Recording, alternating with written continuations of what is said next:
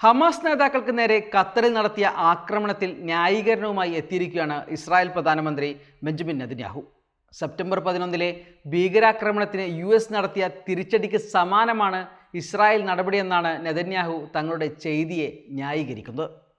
Hamas polit bureau അംഗങ്ങളെ പുറത്താക്കാൻ Qatar തയ്യാറാകണം, അല്ലെങ്കിൽ അവരെ നീതിക്ക് മുന്നിൽ കൊണ്ടുവരണം. നിങ്ങൾ അത് ചെയ്തില്ലെങ്കിൽ ഞങ്ങളത് ചെയ്യും. ഇംഗ്ലീഷിൽ പുറത്തുവിട്ട വീഡിയോയിൽ നെതന്യാഹു പറഞ്ഞു വെക്കുന്നത് ഇങ്ങനെയാണ്. സെപ്റ്റംബർ 11 ഭീകരാക്രമണത്തെ തുടർന്ന് US എന്താണ് ചെയ്തതെന്ന് ചോദിച്ച് നെതന്യാഹു ഭീകരരെ കണ്ടെത്തുന്നതിന് വേണ്ടിയുള്ള പോരാട്ടം തുടങ്ങുമെന്നാണ് പറയുന്നത്. അന്ന് UN പ്രമേയം പാസാക്കിയതും നെതന്യാഹു എടുത്തു പറയുന്നു.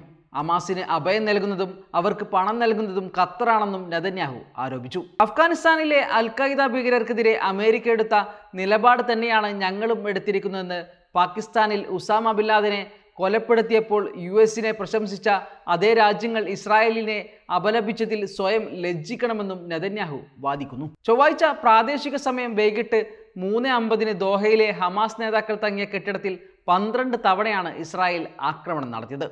ആക്രമണത്തിൽ 5 ഹമാസ് പ്രതിനിധികളും ഖത്തർ സുരക്ഷാ ഉദ്യോഗസ്ഥരും കൊല്ലപ്പെട്ടു. അതേസമയം ഇസ്രായേൽ ലക്ഷ്യമിട്ട ഹമാസിന്റെ മുൻനിര നേതാക്കൾ അത്ഭുതകരമായി രക്ഷപ്പെട്ടു.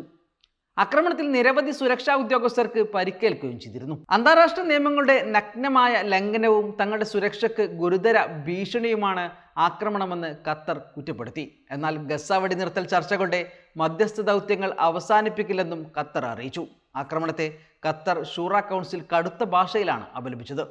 ചതിയും വീരത്വവും ക്രിമിനൽ മനസ്സുമാണ് ആക്രമണത്തിന് പിന്നിലെന്നും ഖത്തറിന്റെ പരമാധികാരത്തിനും സുരക്ഷയ്ക്കും വേണ്ടിയുള്ള കടന്നുകയറ്റമാണെന്നും വാർത്താക്കുറിപ്പിൽ അറിയിച്ചു. വിഷയം ചർച്ച ചെയ്യാൻ UAE president Sheikh Mohammed bin Zayed Al Nahyan ദോഹയിൽ കഴിഞ്ഞ ദിവസം തന്നെ എത്തിയിരുന്നു.